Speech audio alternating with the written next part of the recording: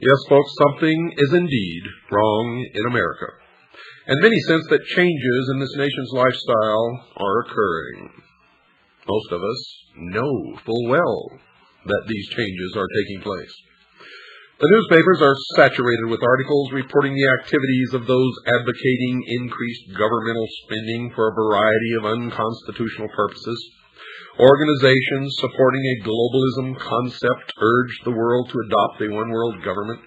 Psychologists preaching the destruction of the family unit and recommending that the society rear the nation's children. Governments closing private schools, and nations forming regional governments under which national borders are scheduled to disappear. And still the sheeple think that all of this is happening by accident, and any concept that it is being brought about by a carefully orchestrated plan is the product of crazy conspiratorialists. Since these changes appear to be part of the new philosophy known as the New World Order, anyone desiring to know the future has to become familiar with this new phrase and what it portends for the world of tomorrow, and you will quickly see that it is the result of a well-thought-out, well-conceived, and well-orchestrated plan. Indeed, it is called the Great Work. As an indication that major changes are coming in tomorrow's world, one of the current trends mentioned is the call for a one-world government. And one of those supporting this leap forward is Norman Cousins, president of the World Federalist Society, and he's on record as saying this, quote, "World government is coming. In fact, it is inevitable. No arguments for it or against it can change that fact," unquote. And I say that is a lie. 240 million Americans standing up in concert with each other, holding a rifle in their hands, can stop it instantly in its tracks. And that's the truth of why we were given the second article in amendment to the Constitution. It has nothing to do with hunting or preserving your private property. It has to do with preserving our freedom. The goal of a one-world government, folks, is not a new thought. One of the earliest formal organizations that supported the concept of that goal was the Illuminati, founded on May 1st, 1776 by Adam Weishaupt, a Jesuit priest, a professor at Ingolstadt University, a Jesuit university, a teacher of canon law. Professor Weishaupt was quoted as saying this, quote, "It is necessary to establish a universal regime and empire over the whole world," unquote. Now let me tell you the truth about the Illuminati. Adam Weishaupt did not establish the Illuminati, nor did the Illuminati die with Adam Weishaupt. Make sure you understand that. A more modern organization that supports the coming changes is the Masonic order, called simply the Freemasons, or for short, the Masons. It has nothing to do with bricklayers, folks. The term originally comes from the French, Freemason, which literally means the sons of light. This worldwide fraternity has members in America, as will be discussed, and they too support a call for a one-world government. One who has written about this secret organization is Paul Fisher, and he says this about them in his book entitled Behind the Lodge Door, quote, "Masonry will eventually rule the world," unquote. Benevolent fraternal organization. Albert Pike, and you're going to hear an awful lot about Albert Pike during this series, the sovereign grand commander of the Scottish Rite of Freemasonry here in the United States from 1850 to 1891, the man who founded the Ku Klux Klan and B'nai B'rith, wrote a book entitled Morals and Dogma. And when and if you can find that book, don't pass it up, buy it and read it. Mr. Pike has been praised by his fellow Masons as a member almost without parallel in the history of the Masonic order. He was a great friend of Giuseppe Mazzini, the ruler of the European branch of the Illuminati. Carl Cloudy himself, a Masonic writer of great esteem, wrote this about Pike. Quote, "Albert Pike, one of the greatest geniuses Freemasonry has ever known. He was a mystic, a symbolist, a teacher of the hidden truths of Freemasonry," unquote. so the outsider can know that whenever Mr. Pike speaks, he speaks with authority and knowledge. He is perhaps the greatest Masonic writer of all time, and I would add next to Manly P. Hall. His book is given to each Scottish Rite Southern Jurisdiction Freemason who is asked to read it. There seems to be a difference of opinion as to whether or not this book is still required reading for each Scottish Rite Mason, as we were told that it was given to each Scottish Rite Mason in Tucson. Other Masons say that that is not true, but you have to remember they're sworn not to reveal the secrets of the lodge, and therefore you can never trust them to tell you the truth, no matter what they're telling you. But in this book, Morals and Dogma, Pike informs the new Mason about the moral teachings of the Masonic Lodge. He instructs the Masonic reader that the order will eventually be asked to rule the entire globe, and he wrote this, quote, "The world will soon come to us for its sovereigns and pontiffs. We shall constitute the equilibrium of the universe and be rulers over the masters of the world," unquote. He wrote this supportive statement in a book entitled Legenda, quote, "And thus the warfare against the powers of evil that crushed the order of the temple goes steadily on, and freedom marches ever onward toward the conquest of the world," unquote. Reference to the order of the temple is reference to the Knights Templars, who were destroyed in concert by King Philip of France and Pope Clement V. And the powers of evil referred to in this paragraph is the Christian church, the Christian religion, Christianity as a whole. Let me read it to you again, just in case you weren't paying attention. Quote, "And thus the warfare against the powers of evil that crushed the order of the temple goes steadily on, and freedom marches ever onward toward the conquest of the world," unquote. The order of the temple Mr. Pike was writing about was the Knights Templar, which was, according to him, quote, "devoted to the cause of opposition to the tiara, the Pope's triple crown, and the crown of kings," unquote. Well, then is it any wonder that the King of France and the Pope crushed the Templars in France? For that is the only place that they were truly crushed. Mr. Pike said that the Catholic Church was a power of evil because it had crushed the Templars, even though he admitted that they were devoted to opposition to the Church and its leader, the Pope. But the major point of that quote is that these forces of opposition, presumably meaning the Masons, are marching onward toward the conquest of the world. Mr. Pike repeated his devotion to the conquest of the world with this comment at the end of his book entitled Morals and Dogma, quote, "Such, my brother, is the true word of a Master Mason, such the true royal secret which makes possible, and shall at length make real, the holy empire of true Masonic brotherhood," unquote. Now, all of you Master Masons out there who've been writing me letters, don't write to me anymore. You are my enemies, and if I can, I will destroy you.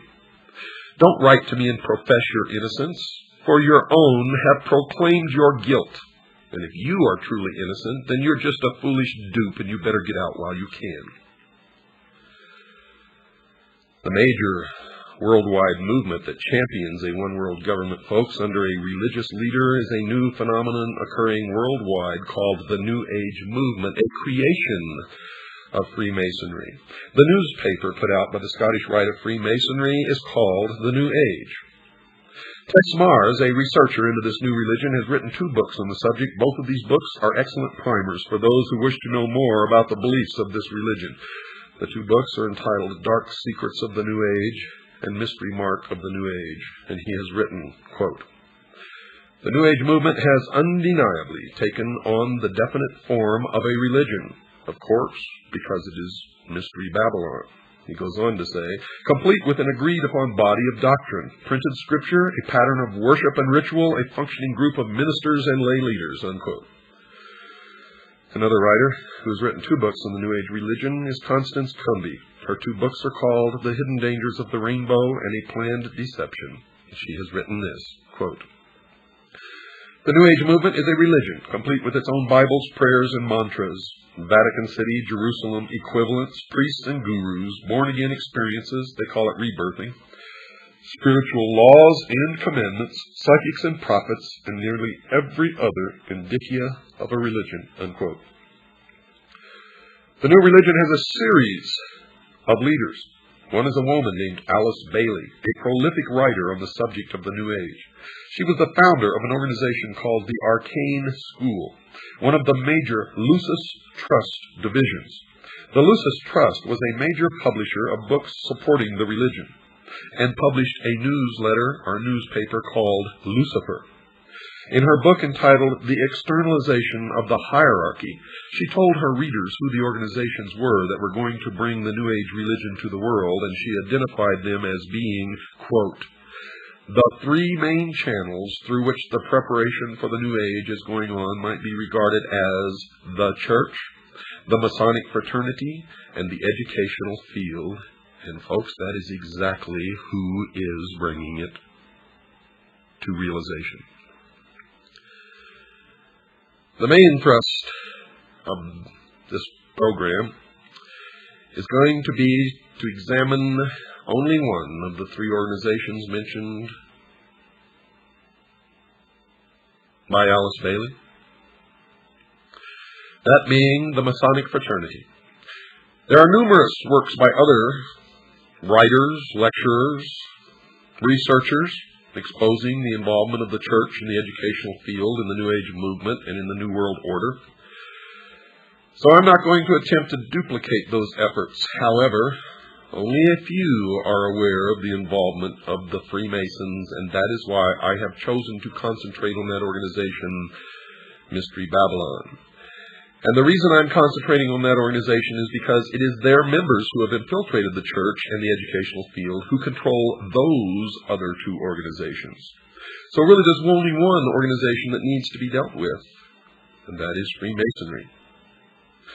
Another major writer on the New Age movement is Benjamin Creme, and he admitted in his book entitled The Reappearance of the Christ and the Masters of Wisdom that, quote, the new religion will manifest, for instance, through organizations like Masonry. In Freemasonry is embedded the core of the secret of the occult mysteries, unquote. So, Masonry conceals a great mystery inside its temples, one that is connected somehow to the New Age movement. The Masons admit in some of their writings that they too are anticipating a New Age, a series of major changes.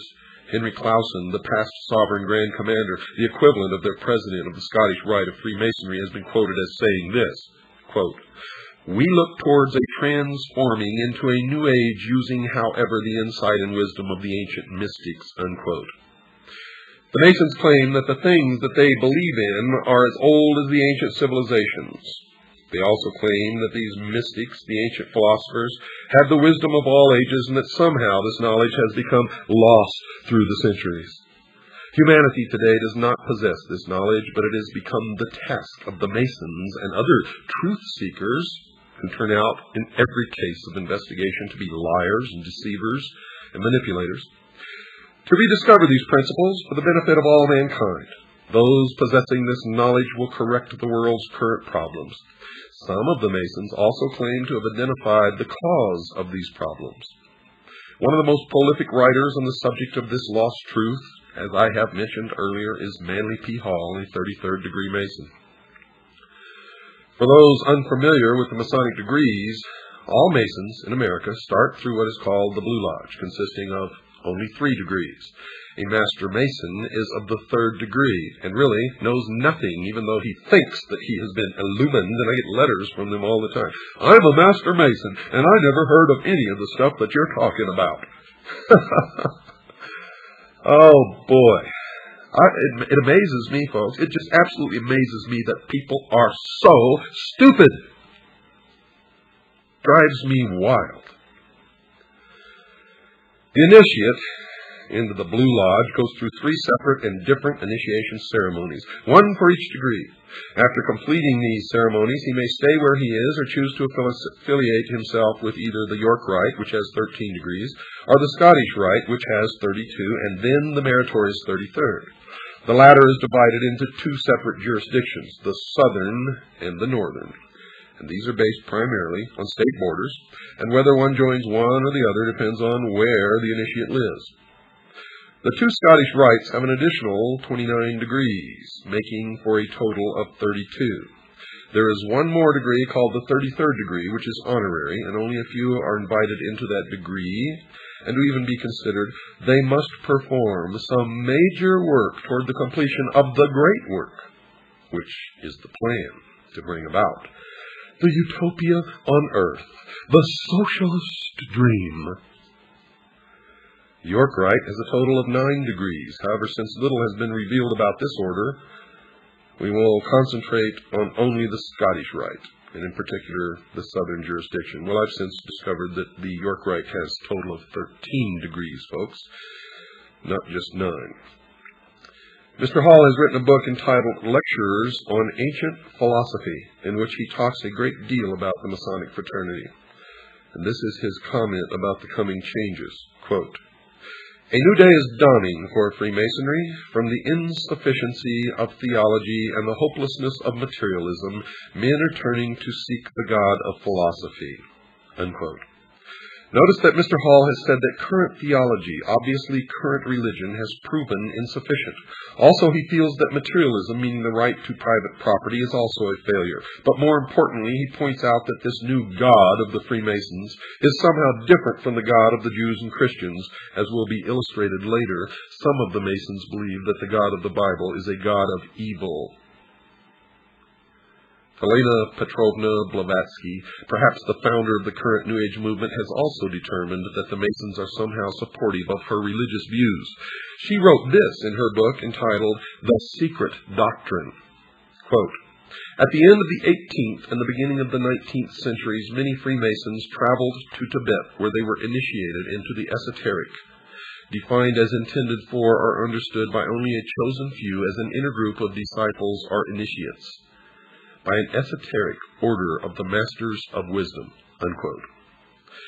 It should be expected that she would support the Masonic fraternity. In 1875, she founded an organization called the Theosophical Society, basically dedicated to teaching the world about her new secret religion.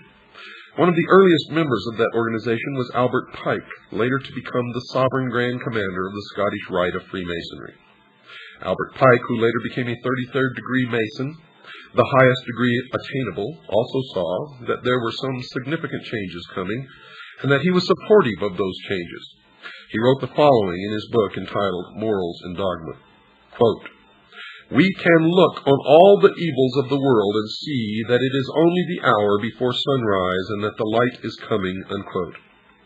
Now, if Mr. Hall is right, the evils that his fellow Mason Albert Pike saw are connected to current religion, and that which is coming is somehow different from these religious views. Mr. Hall, who is mentioned previously as another 33rd degree Mason, also wrote that a new day was coming and that it was not too far into the future. Quote, "A new light is breaking in the east." The significance of the location, the east, I have already pointed out. It is the point where the sun rises. "A more glorious day is at hand. The rule of the philosophic elect, the dream of the ages, will yet be realized and is not too far distant." Unquote. So, Mr. Hall is also expecting that these changes are about to occur in the not-too-distant future. Someone who attempted to zero in on when these changes were expected to occur was Alice Bailey, previously mentioned. She wrote about when she thought the New Age would arrive. Quote, "Eventually, there will appear the Church Universal, and its definite outlines will appear towards the close of this century." Unquote. And you have already seen the emergence of the Universalist Church. Since she wrote early in the 20th century, we can see that she was predicting the eventual arrival of the New Age sometime around the 1990s. This estimate of that date is not too far wrong, as will be demonstrated later in this series of programs. Whatever is coming in the future, some New Agers have told us that they expect that it will last for a long time. One such writer is Ruth Montgomery, who wrote that she saw that the new religion would rule the earth for 1,000 years. She wrote the following in her book entitled Herald for the New Age. Quote, "The New Age, the millennium, a millennium is a period of 1,000 years, will see an end to that strife, at least for 1,000 years." Unquote. Now, just what the New Age religion that will last for at least 1,000 years on earth, what is it? One who attempted to answer that question was Constance Cumby in her book entitled The Hidden Dangers of the Rainbow. She wrote that these were the basic tenets of the new religion. Listen closely.